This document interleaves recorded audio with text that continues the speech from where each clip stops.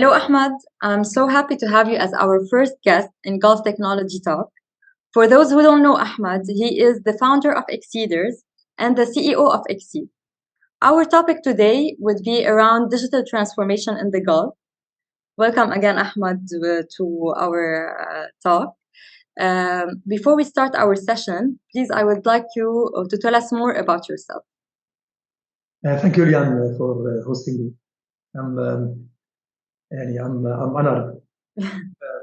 Lian, my name is Ahmed, and I'm living in the Gulf temporarily for the last 24 years.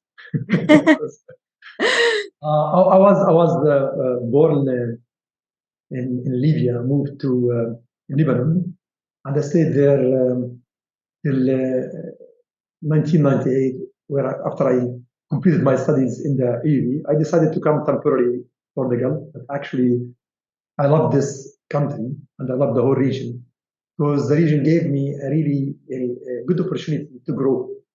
So I stayed in Abu Dhabi, and then I started Exceed in 2001, expanded it to the whole Gulf and Middle East.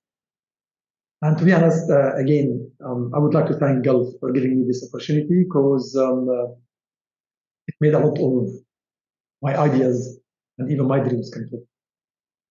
We're really glad that you stayed only temporarily there. I'm still staying temporarily. Yeah, exactly. So first, I would like to start our discussion by going back in time 20 years to the past, because I would like you to tell us about the evolution of digital transformation in the Gulf and how Exceed, as a company established in UAE, grew with the advancement of technology. Did you say 20 years? You made me look old. No, not at all. Okay. So look, when I came to Gulf in 1998, IT was just started, right? And when I started the company in 2001, it was mainly what's booming, training. And guess what? We're training people to use Office because this was the measure of productivity where you can actually reduce the time for information exchange. Mm-hmm. So we started as training center, and the main thing, which is everybody was talking Outlook, Word, PowerPoint, and Excel.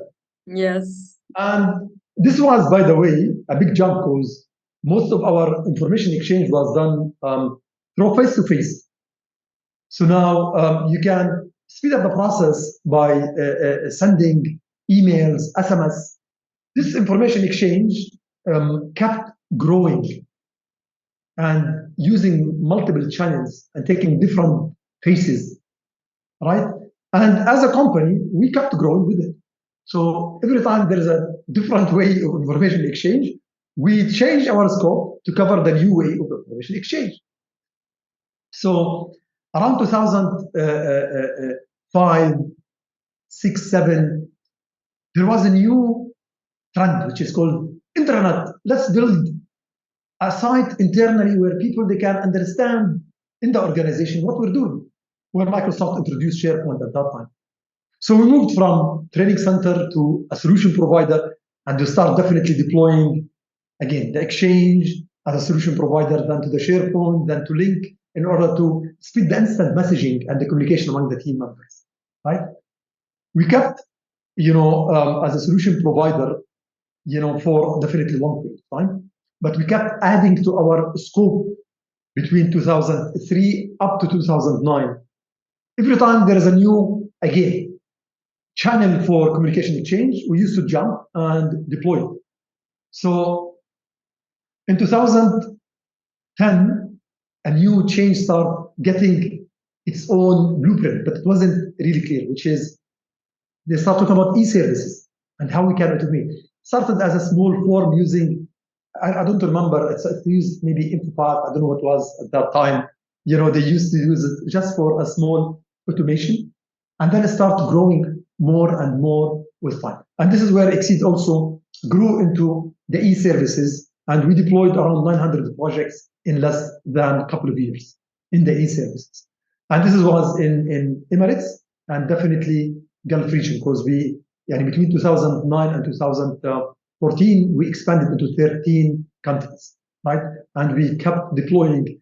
This is, again, tools for information exchange, like mailing, like intranet, like e-services.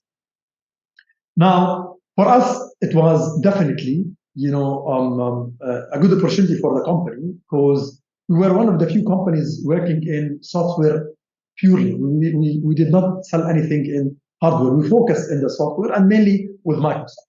And definitely, Microsoft helped us in our growth across, the whole region. However, I was always worried in one thing when we deploy, one thing, the time needed. Every time we need to deploy a project, minimum is 1 year. And when we start planning, it's a year. But for me, it's a year. We start the deployment between getting the requirements and launching the project. Things change. Yeah, the requirements might change. 100%. So I start thinking, it's not right. We have to come up with something that get deployed fast. And this is where we start, actually in 2014, of thinking of creating our own software to solve mainly this problem. Yeah. Speed, how we can deploy fast. And, we started not in a very clear plan, but we started. And we started creating our own software. When we created our own software, our objective was clear. Deployment, 10x faster than others. If others, they need 10 days, we need 1 day. So Exceed evolved with the information exchange from deploying software only into creating its own software, from a software service provider into software provider, right? And our software now is getting implemented, more and more, with many organizations. At the same time, around 2016, other than the information exchange, there was a big one, which is people, they're saying now, they say BI, AI, machine learning, but all they come under one title. Now, how I said, information exchange, mailing, office, internet, SharePoint, e-services. Decision making is another group where you have AI, machine learning, RPA. This is all decision making. And they start talking about decision making. At that time, start saying, okay, we used to be a pure Microsoft partner. I start saying, you know what? It seems that there is many applications that we can bring to the top. In the decision making, definitely, and the information exchange. And for me, I start saying, we can't do it alone. It's so difficult. Why? Because we cannot be the jack of all trades, master of none. So we decided to open the first marketplace in the Gulf, which is, we placed it in Ireland, in order to start looking at talented service provider and innovative software and bring them to the Gulf. Before 2018, we managed to bring 100 service providers and software provider to the Gulf. And we implemented, as I mentioned, hundreds of projects successfully to do our customers. So I see that the technology evolved from information exchange, from basic channels to advanced channels, from only internal to external, right? Into now information exchange with decision making, which is based on pattern that will move now to decision making or innovative decision making, and it continue moving. If you need it, I'll tell you how we evolve and how things are moving. We always look at hiring somebody to do our job. We're good at this, and we like to have someone doing our job. So we started by the mechanical. We started the mechanical evolution by getting the machine. So I walk, which is still working healthy, by the way. So I go by the car, right? So somebody is taking me from A to B, rather than my legs taking me from A to B, right? Exactly, and now, faster. Exactly. So now we're giving it to the software, right? And this is how we're moving, and we're gonna keep evolving. I'm worried, Elian, to be honest. At the end, we don't find anything to do, which is we give it everything to the machine and the software. Which is, I'm sure this is not happening, because every time we have the time, we actually start thinking in a more innovative, and we serve the humanity better. That's true. We focus on more valuable things. Exactly. So, can you tell us actually about the challenges that you have faced throughout the years and the main challenges of digital transformation that you are still facing till this day? Look, Anna, for me, every challenge is an opportunity first. And actually, a challenge without a passion is not a good recipe because you might not be motivated to move. Definitely, there is challenges we face during those years, but the passion of the Gulf companies and the Gulf region of deploying latest technologies kept me going. We Nice. face challenges, definitely. Kept me going and say, okay, we share the same objective. There's challenges, yes, but we share the same objective. Definitely, we're gonna reach to a successful, solution. The main challenges that I saw it is adoption. And the way that the software used to be embedded in the organization wasn't actually very right. So it ended up by having low adoption to the software. The second thing, which is I see currently this is the adoption was from the past, it is less now.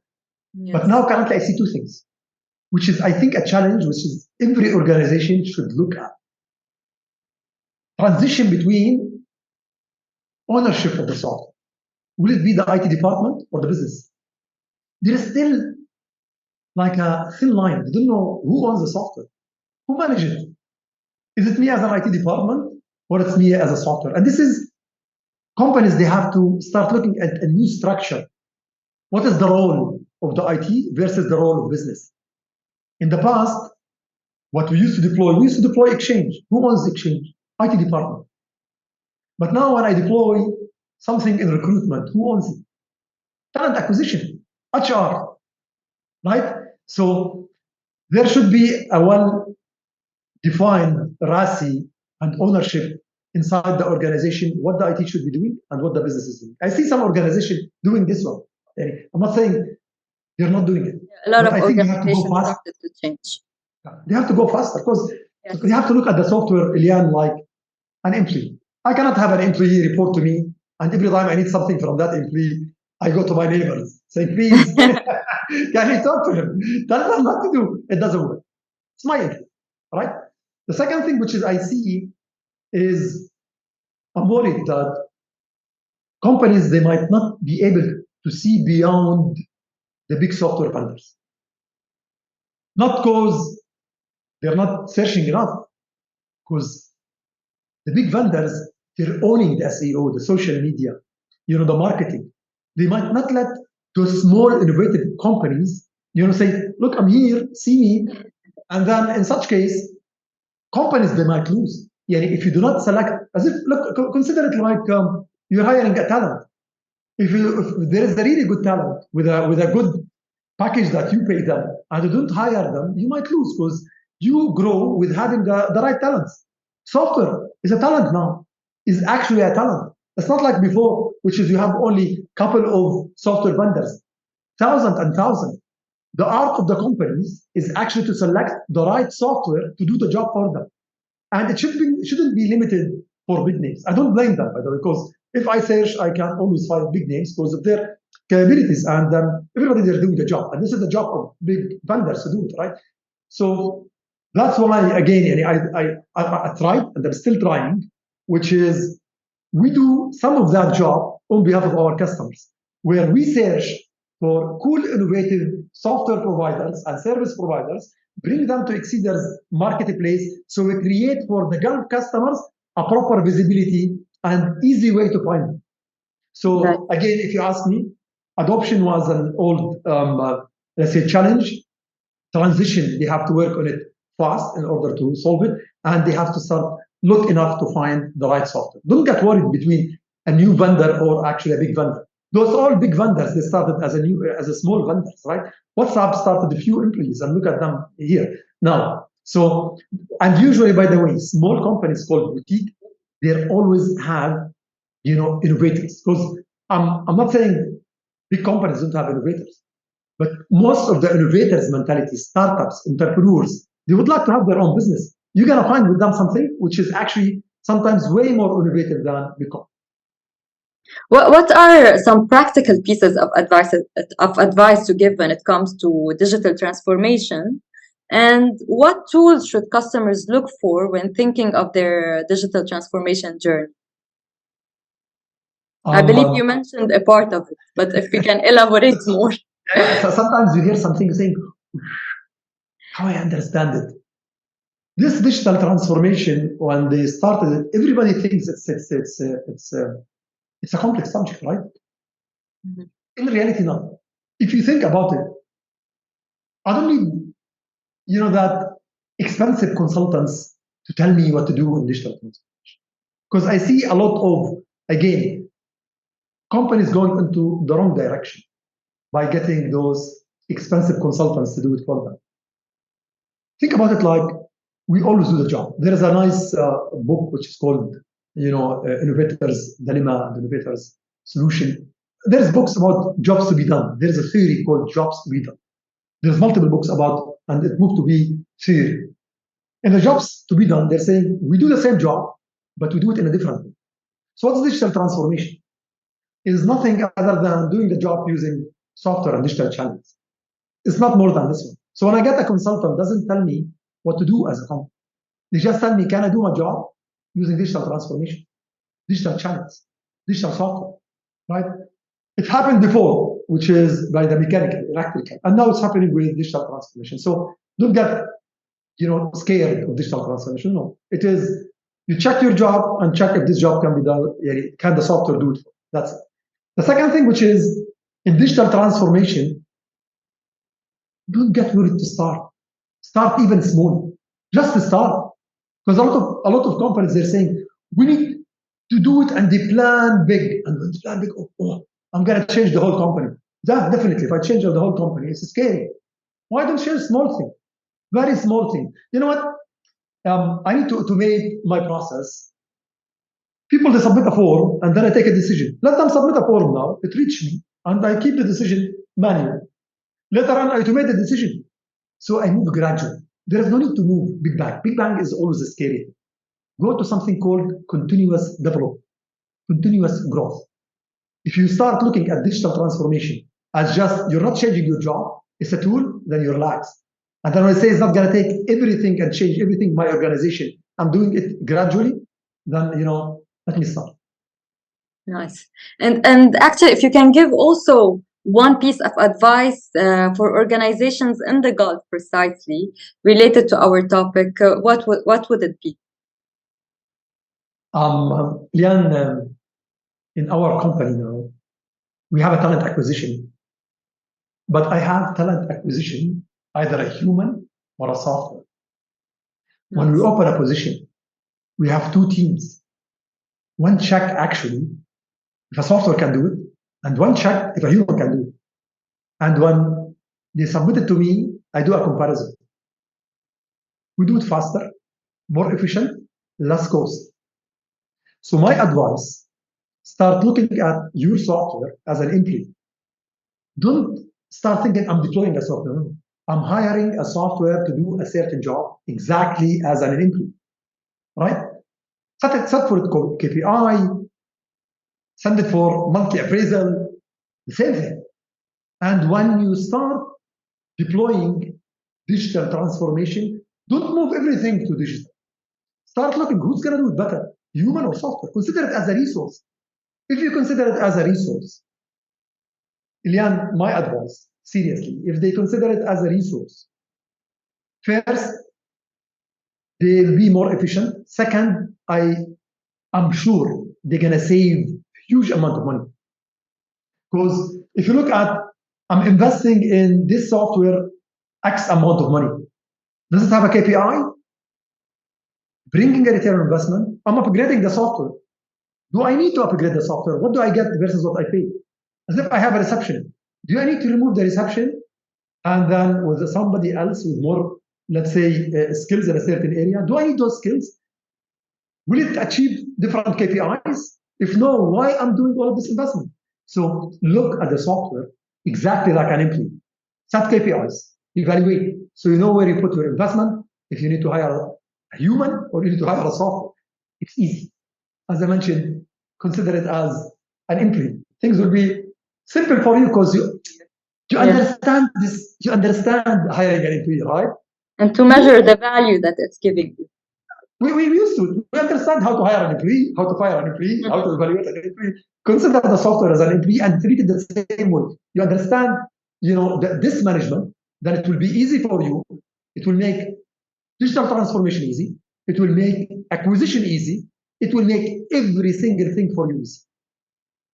If you look at talent acquisition, human, then HR, they source, hiring manager, screen, interview, select, then HR on board, hiring manager, manage and check the performance. The same thing.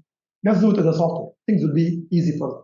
So this is, I hope I can influence more in this area because I'm very convinced that if they look at the software as an employee, we will actually, as IT companies, will actually our engagement even with customer will be easy.